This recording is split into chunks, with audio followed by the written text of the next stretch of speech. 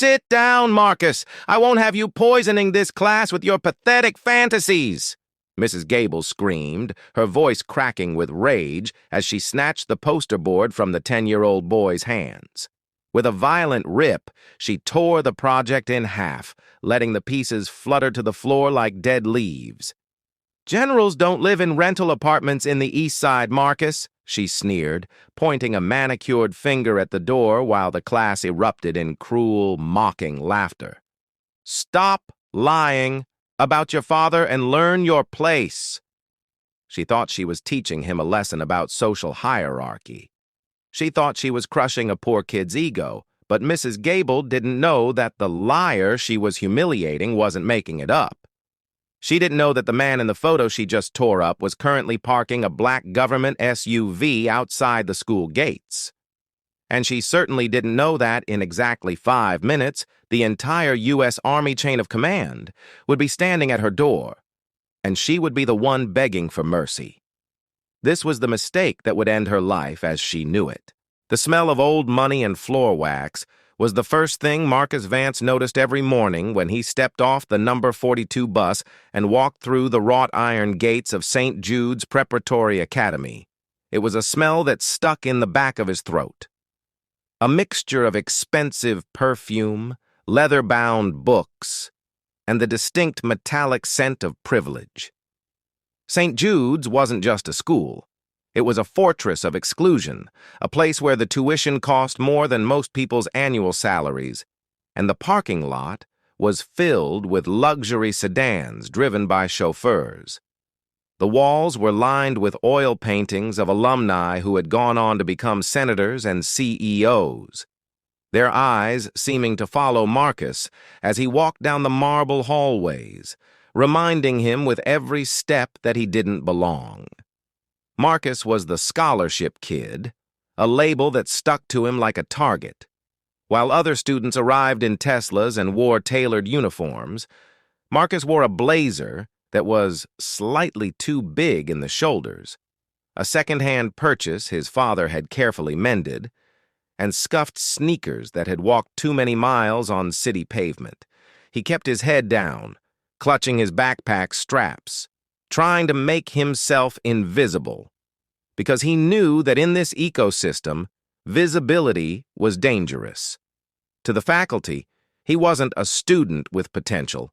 He was a statistic, a diversity quota to be tolerated, but never embraced. And at the center of this hostile world was Mrs. Beatrice Gable. Mrs. Gable didn't teach history. She curated it. She was a woman who wore her prejudice like a string of pearls, polished, cold, and always on display. She viewed St. Jude's as her personal kingdom and herself as the gatekeeper whose sacred duty was to separate the wheat from the chaff. To her, worth wasn't determined by intelligence or kindness. It was determined by zip codes and inheritances. She had a special venomous smile reserved for the children of donors, fawning over their mediocre essays as if they were Pulitzer-worthy literature. But for Marcus, she had only ice. She would scrutinize his uniform for a single loose thread, criticize his handwriting for being unrefined, and make subtle, cutting remarks about urban culture whenever he raised his hand. She treated him like a stain on her pristine classroom floor, a reminder of the messy, poor world she tried so hard to ignore. Marcus felt the weight of her disdain every day. It lived in the way she skipped over him during roll call, the way she placed his graded papers face down on his desk with a sigh of disappointment, and the way she watched him during lunch as if waiting for him to steal a fork. He was 10 years old, but he carried the burden of her judgment like a heavy stone in his chest, knowing that no matter how hard he studied, to her, he would always be lesser. But Marcus had a secret armor that Mrs. Gable couldn't see. At home, in their small, tidy 2-bedroom apartment in the East Side district, life was different. The apartment didn't smell of floor wax. It smelled of lemon polish and his dad's spicy aftershave. It was a home filled with discipline and love, where the beds were made with military precision every morning, and the American flag was folded into a perfect triangle on the mantel. Marcus's father, Silas Vance, was a man of few words but immense presence. He didn't talk much about his work, usually leaving before dawn and returning after dark, still wearing his fatigues, smelling of jet fuel and starch. To the neighbors, he was just Mr. Vance, the quiet man who fixed his own car and tipped his hat to the ladies. But Marcus knew the truth. He knew what the stars on his father's uniform meant. He knew about the medals kept in the velvet box in the top drawer, the Purple Heart, the Silver Star, the Bronze Star. He knew his dad was a hero. So when Mrs. Gable assigned the Heritage Week project, asking students to present on their father's careers, Marcus didn't feel the usual dread. For the first time all year, he felt a spark of excitement. He spent 3 nights working on his poster board, carefully cutting out photos of his dad in uniform, gluing them down with trembling hands, and writing the captions in his best cursive. He practiced his speech in the mirror, standing up straight, shoulders back, just like his dad taught him. He wasn't just doing homework. He was preparing to show the world the giant who raised him. He didn't know he was walking into an ambush. The morning of the presentation, the tension in Mrs. Gable's classroom was thick enough to choke on. The air was heavy with the competitive energy of 20 wealthy children eager to brag. One by one, they went to the front of the room, their voices dripping with entitlement. Timothy, the son of a hedge fund manager, presented a slideshow about his father's new yacht, the Seawolf, while Mrs. Gable cooed and clapped, asking questions about the teak decking. Sarah, the daughter of a real estate mogul, brought in architectural blueprints of a skyscraper her father was building, and Mrs. Gable praised her visionary lineage. It was a parade of privilege, a self-congratulatory loop where net worth was confused with human worth. Marcus sat at his desk in the back row, his poster board resting against his leg, his heart hammering a frantic rhythm against his ribs. He felt small. He felt out of place. He looked at his simple poster, just cardboard, glue, and photos printed at the library, and suddenly, it felt inadequate compared to the glossy, professionally printed materials of his classmates. He saw Mrs. Gable glancing at the clock, then at him, her lip curling slightly. She wasn't waiting for him to succeed. She was waiting for him to fail so she could move on to important students. "Marcus," Mrs. Gable said, her voice dropping an octave, losing all the warmth she had shown the others. "It's your turn. And please, let's keep it brief. We don't want to cut into recess for fairy tales." The insult was subtle, but it landed like a slap. A few kids giggled. Marcus stood up, his chair scraping loudly against the floor. His legs felt like lead as he walked to the front of the room. He set his poster on the easel, his hands shaking so hard the cardboard wobbled. He took a deep breath, trying to summon the courage his father had instilled in him. "Stand tall, soldier. Fear is a reaction. Courage is a decision." Marcus cleared his throat. "My father is Silas Vance," he began, his voice small but steady. "He is a 4-star general in the United States Army, currently serving as the commander of strategic operations for the Eastern Seaboard." The silence that followed was absolute. It wasn't the silence of respect. It was the silence of confusion. The students looked at each other, eyebrows raised. A general? Living in the East Side? It didn't fit their world view. It broke the rules of their reality. Then the laughter started. It began as a snicker from the back row and spread like a contagion until the whole room was giggling. Mrs. Gable didn't silence the class. She joined them. She let out a dry, scratching laugh that sounded like sandpaper on stone.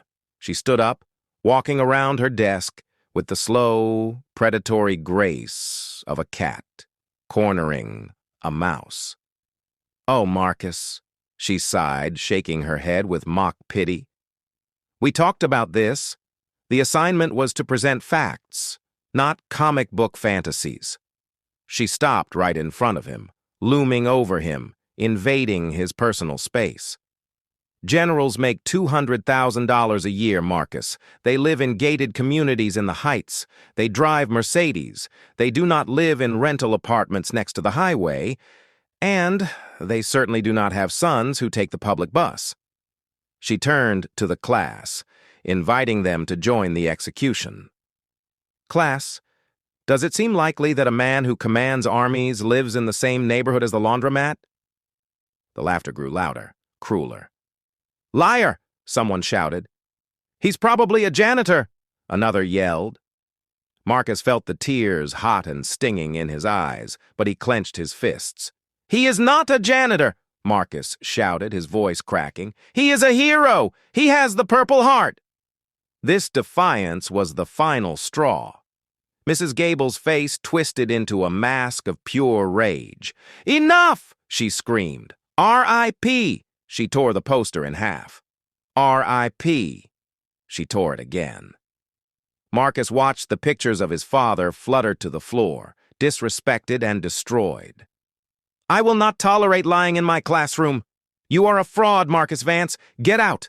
Go to the principal's office and wait for your expulsion." Marcus bent down to pick up the pieces of his dad's face, his heart shattering, completely unaware that the door behind Mrs. Gable was about to open, or it was heard. Then came the sound. Clack! Clack! Clack!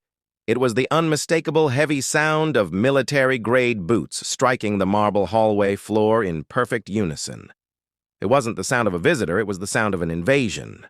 The laughter in the classroom died instantly. The students froze, eyes widening. Mrs. Gable stopped mid-rant, her mouth hanging open, her hand still clutching a piece of the torn poster.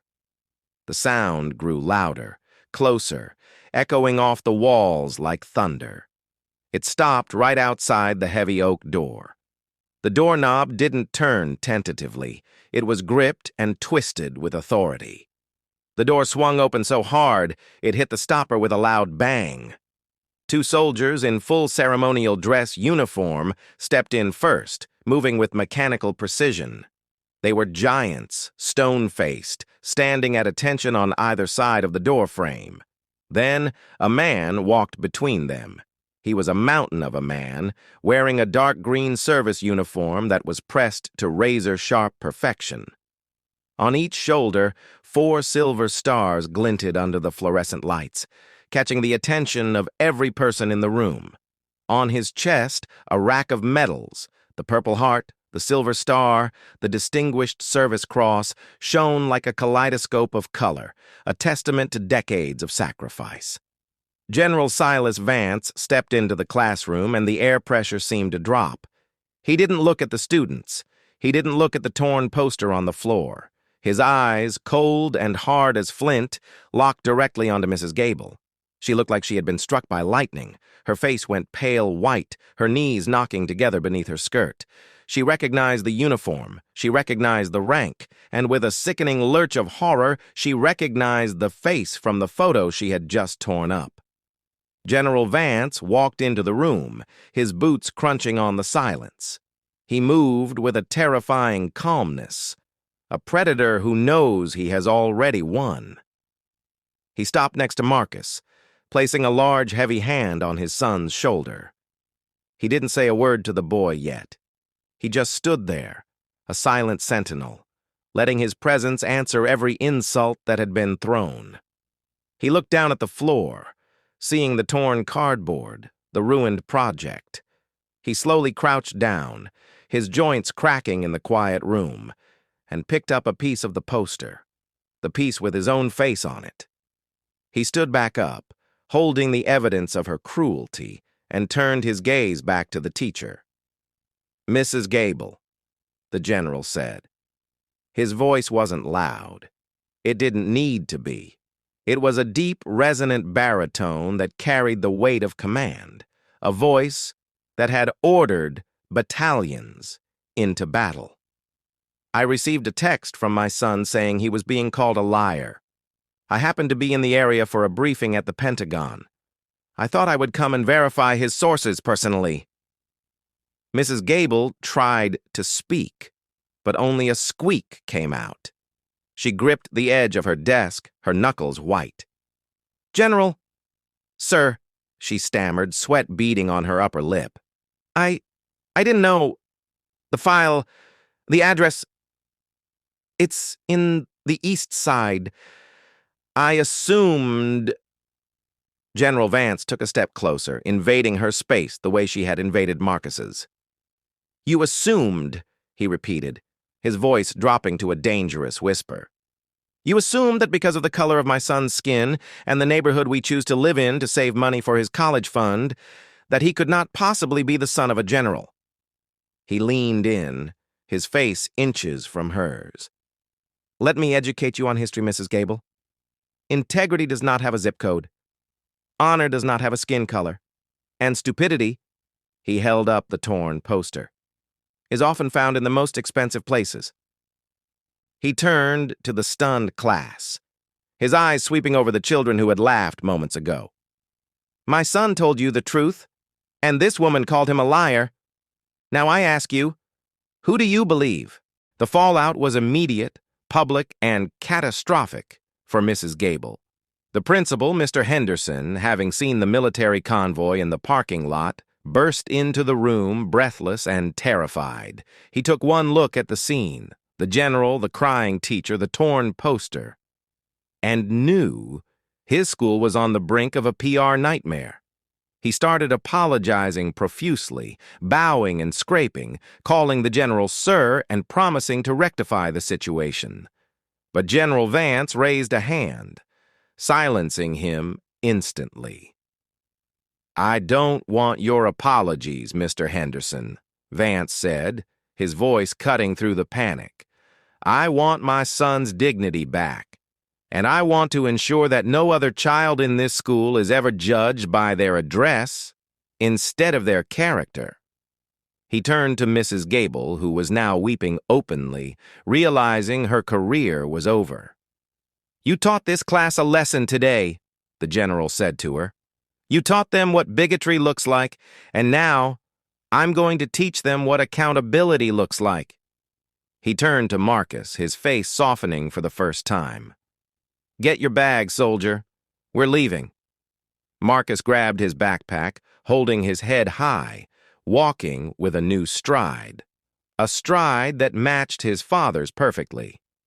Mrs. Gable was placed on administrative leave before the general's SUV even left the parking lot, and she was fired 2 days later for discriminatory conduct. The story of the 4-star general storming the elite academy didn't just stay in the classroom, it exploded. Parents pulled their donations. The school board launched a full investigation into the faculty's treatment of scholarship students. But for Marcus, the victory wasn't about the teacher getting fired. It was about the walk to the car. As he walked out of the school building next to his father, passing the rows of luxury cars that had always made him feel small, he saw the other students watching him from the windows. They weren't laughing anymore. They were watching with wide eyes, with awe, with respect. Timothy, the boy who had bragged about the yacht, was standing by the door. As Marcus passed, Timothy didn't look away. He nodded. It was a small gesture, but it meant everything. Marcus climbed into the back of the black SUV, the leather seat cool against his back. His dad looked at him in the rearview mirror, his eyes crinkling with pride. "You did good, son," he said. "You stood your ground. That's what Vances do." Marcus never went back to St. Jude's. He transferred to a public school where the floors weren't marble, but the teachers looked him in the eye when they spoke to him. He framed the torn pieces of his poster and hung them in his room, not as a sad memory, but as a trophy of the day he learned his own worth. The lesson he learned wasn't that his dad could save him. It was that the truth is a weapon that no amount of money or prejudice can destroy. Mrs. Gable spent the rest of her life telling people she was the victim of a misunderstanding. But no one listened. She had underestimated the quiet boy in the worn-out shoes, forgetting that the strongest trees often grow in the toughest soil. So the next time you see someone and think you know their story just by looking at them, pause. Ask yourself, are you seeing the person or are you seeing your own prejudice? Because you never know when you might be standing in front of a general.